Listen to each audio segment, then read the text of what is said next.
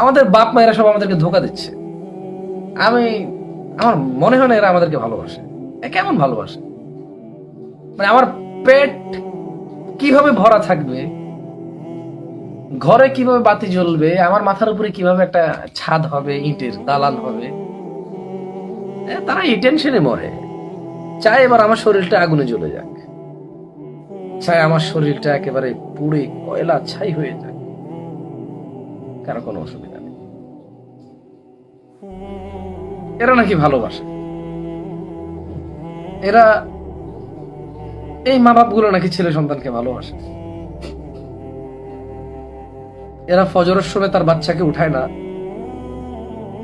কারণ 8টা বাজে তার কোচিং আছে। সো 8টার কোচিং মিস করলে তার অনেক ক্ষতি হয়ে যাবে। ফজর মিস করলে ওর ক্ষতি হবে না। কিছু কিছু বাবা আছে, ফজরের সালাত আদায় করো, তাদের বাচ্চাদেরকে জাগায়, আব্দুল্লাহ ওঠো। মা ওখান থেকে বলে, এখন জাগায়ও না, রাত 12টা পর্যন্ত পড়ে ঘুমাইছে, 8টা বাজে আবার কোচিং আছে।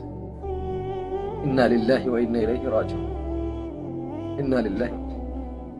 বলেন তো এই মা নাকি তার বাচ্চাকে ভালোবাসে? মিথ্যা ভালোবাসা। ওর মা জেনে বুঝে ওকে জাহান্নামে দিয়ে দিচ্ছে। ওর মায়ের কষ্ট হয় না কারণ ওর মা দেখতেছে না। তার মানে এটা প্রমাণ করে এই ছেলে, ওর মায়ের অগোচরে যদি যা কিছু হয়ে যাক, ওর মায়ের কোনো সমস্যা নেই। এই ছেলে ওর মায়ের অগোচরে, মায়ের সামনে শুধু হবে না, মায়ের অগোচরে ওর যা কিছু হয়ে যাক, কোনো অসুবিধা নেই ওর মায়ের।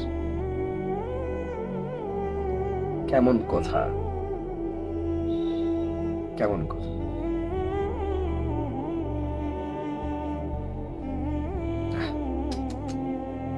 কেমন ভালোবাসা!